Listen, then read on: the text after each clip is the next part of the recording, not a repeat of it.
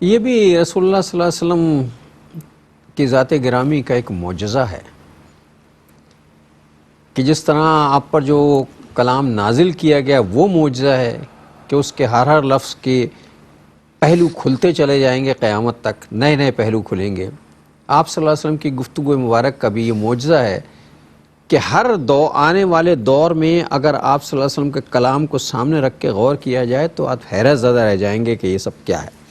جیسا کہ ابھی حدیث مبارکہ بیان ہوئی کہ حضور صلی اللہ علیہ وسلم کا ارشاد گرامی تھا، جس کا مفہوم میں بیان کر رہا ہوں کہ شہروں کو جب آبادیاں زیادہ ہو جائیں تو شہر دوسرے بسائے جائیں۔ کروڑوں کے شہر نہیں ہوتے، اور کروڑوں کے شہر ہوتے ہیں تو پھر یہی صورتحال ہوتی جو ہمارے ہاں ہو رہی ہے، جس کا آپ دن رات میڈیا پر تذکرہ دیکھتے ہیں۔ مسائل پیدا ہوتے ہیں، ٹاؤن پلاننگ کے مسائل پیدا ہوتے ہیں، زندگی کے مسائل پیدا ہوتے ہیں، اور پھر کرائم بڑھ جاتے ہیں، جرائم بڑھ جاتے ہیں۔ اس کی وجہ یہی ہے کہ شہر اتنا بڑا ہے کہ جرم کرنے والا جرم کر کے فرار ہو جائے گا، اسے کوئی ڈھونڈ نہیں سکے گا، پتہ ہی نہیں چلے گا وہ ہے کہاں۔ شہر چھوٹا ہوگا، لوگ کم ہوں گے، سب ایک دوسرے کو پہچانتے ہوں گے، انتظامیہ مقامی ہوگی، لوگ مقامی ہوں گے، شناختیں ہوں گی ایک دوسرے کی، تو کرائم کا ریٹ آٹومیٹکلی کم ہو جائے گا۔ یہ رسول اللہ صلی اللہ علیہ وسلم کی حدیث کا عملی پہلو ہے جو معجزے کے طور پہ سامنے آئے گا، جس پہ ہم عمل نہیں کرتے۔ اس طرح بہت سارے معاملات ہیں، یعنی اللہ کے نبی صلی اللہ علیہ وسلم دعا دیتے ہیں امت کو، اے اللہ میری امت کے صبح کے اوقات میں برکت عطا فرما دے۔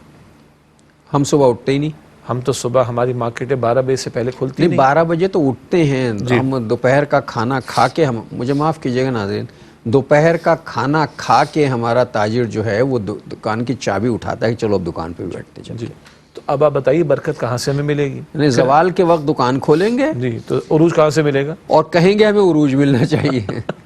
تو یہ یعنی اگر ہم گنتے چلے جائیں ایسے کتنے پہلو ہیں اللہ کے نبی صلی اللہ علیہ وسلم کے احادیث مبارکہ کے کہ جس سے ہمیں فائدہ ہو سکتا ہے، اور ہوگا، یقیناً ہو سکتا ہے، نہیں بلکہ یقیناً ہوگا، مگر ہم فراموش کر رہے ہیں۔ کھانے پینے کے بارے میں کیا فرمایا؟ اللہ ہم سب کی حفاظت رکھے، ہماری کوتاہیوں کو معاف فرمائے۔ اور بھائی ایک حصہ کھانے کے لیے، ایک حصہ پینے کے لیے، اور ایک حصہ ہوا کے لیے بھی چھوڑو۔ ہم تو یہاں تک پہلے ٹھوستے ہیں، اس کے بعد کہتے ہیں وہ اتارنے کے لیے دوائیاں دو، اتارنے کے لیے فلاں چیزیں دو، اتارنے کے لیے فلاں لیکوڈ دو، اتارنے کے لیے فلاں۔ تو بھائی پہلے اہتمام کر لو نا کہ ایک حصہ سانس لینے کے لیے بھی تو چھوڑو، ایک حصہ کھانے کا، ایک حصہ پینے کا، ایک حصہ سانس لینے کا۔ اور جب شدید بھوک لگے اس وقت کھاؤ، اور جب بھوک مٹنے لگے اس وقت چھوڑ دو۔ ہمارا تو معاملہ ڈیفرنٹ ہے، ہم سب کو معلوم ہے کیا تبصرہ کیا جائے۔ جب بھوک ختم ہو جاتی تو ہم پھر ایک روٹی اضافی کھاتے ہیں۔